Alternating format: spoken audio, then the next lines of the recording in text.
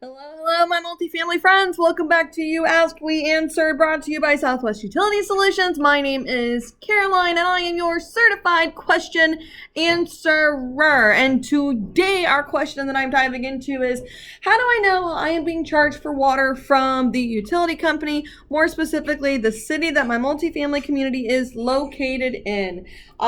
Excellent question. There are a couple of things that I want to touch on as I answer this question for you guys.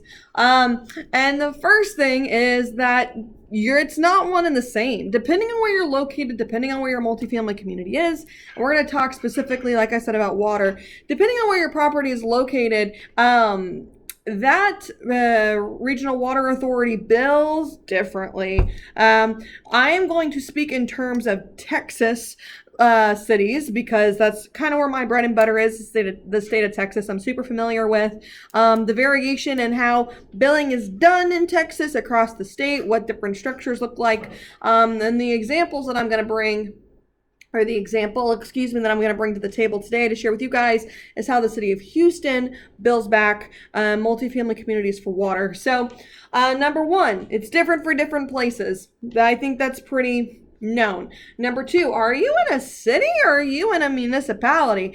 If you are in a mud district, the way that you're billed for water is different. And this really pertains to really any city. You need to really take a deep look and see, am I being billed for water based on consumption-driven values, or am I incurring a large base rate per unit? Or am I incurring some sort of tiered rate structure?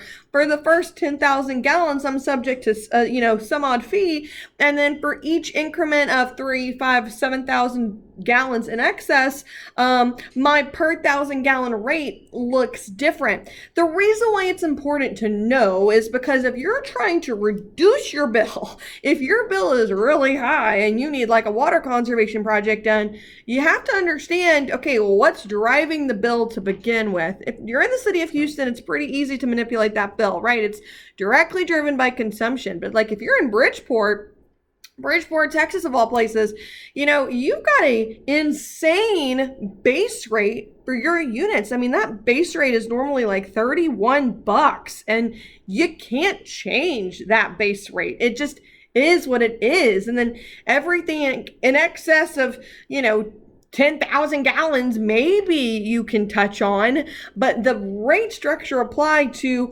consumption in excess of 10,000 gallons is so nominal. You cut consumption down by 35%, your tenants don't feel it because that first tier that you're billed for plus the base rate is so high. The amount of that bill that you're actually able to manipulate is affected by the excessive consumption that you're cutting down. So maybe it knocks off like $2, right? So understanding how you're billed makes a huge difference. For an example, for the sake of this video, and if you are tuning back in or if this is your first time, let me reiterate, I'm looking at notes. The notes are on the side of the screen. You can't see the notes. I get it. You want my notes. I'm happy to send whatever you want to you. Everything that I reference is available to you. It's free information. I just like to bring it to you because I realize sometimes it's overwhelming when we don't know where we're supposed to be looking. We don't know exactly what we should be looking for and how it pertains to us specifically. So I'm referencing two things. The first thing I'm going to be referencing is the City of Houston rate structure for billing water. So let's dive into that first. And like I said, if you're in the City of Houston, you probably already know this info. If you don't, you need to know it, and I will send it to you if you need it. So for the sake of the City of Houston, the way that consumption is billed for multifamily,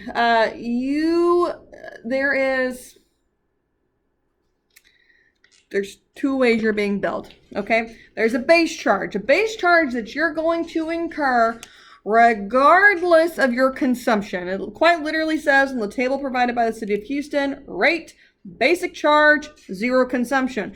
Then you have a second component of your bill that says volume charge, and that volume charge is per 1,000 gallons of water. Oh, and by the way, whatever your consumption is for water, the same is going to apply for sewer, assuming it's not an irrigation meter, okay? So for the city of Houston, for example, let's assume that you have a meter that's 2 inches, okay? Pretty standard. You guys don't have 10-inch meters on your multifamily community. That's like an industrial size meter. You guys don't have that size meter. Say you got a 2-inch meter, okay? Let's just call it 2 inches. You've got your base water and your base sewer charge. So for the city of Houston, for a 2-inch meter, your base water charge that you're going to incur regardless, $12.71. Base sewer charge for a 2-inch meter, city of Houston, $12.84. Now you get your volume charge, okay? Your volume charge applies, it's the same regardless of the meter size. Regardless of how big your meter is. You got a 2-inch meter, you got a 3/4 inch meter, you got a 10-inch meter, does not matter. This volume charge applies to everybody. So it's plus, in addition to that base rate for water, $4.43 per 1,000 gallons. And then on the sewer end of it, sewer is more expensive, right? Because you're cleaning the water. That rate is $6.43 per 1,000 gallons. So you've got a couple of things that are contributing to your total here for the city of Houston. Depending on where your property is located, it looks differently. It's not one size fits all. It's not one rate fits all. It's definitely not one rate pertains to all. It's different depending on where you're located, but that's pretty standard. You got some sort of base rate and then you have some sort of volumetric rate. City of Houston isn't tiered. That volumetric rate applies to all gallons in excess of 1,000 or in couplings of 1,000. I see quite often a tiered rate structure where it's like the first 10,000 gallons per 1,000 gallons, it's like $7 per 1,000 gallon, right? And then from 10,000 to 15,000 gallons, in groupings of 1,000, it's $6 per 1,000 gallon. You know, it just depends, but that's what a tiered rate structure would look like. The reason why this is important is because according to the Public Utility Commission's set of rules, depending on how you as a community are billed for water, that affects how you're able to and what you're able to recover from your tenants if you're doing a REBS program. So I want to quickly touch on what's within section 24.281 subchapter I of chapter H of the substantive rules applicable to water and sewer service providers. Okay, so section A of this says, within the charges and calculations section, prohibited charges.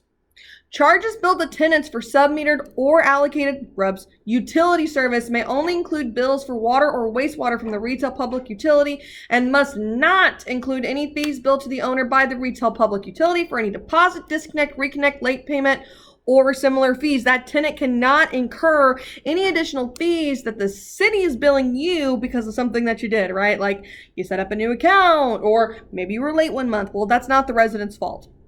The second thing is section B here, the dwelling unit base charge, and this is what I want to hone into for a second. If the retail public utilities rate structure includes a dwelling unit base charge, the owner shall bill each dwelling unit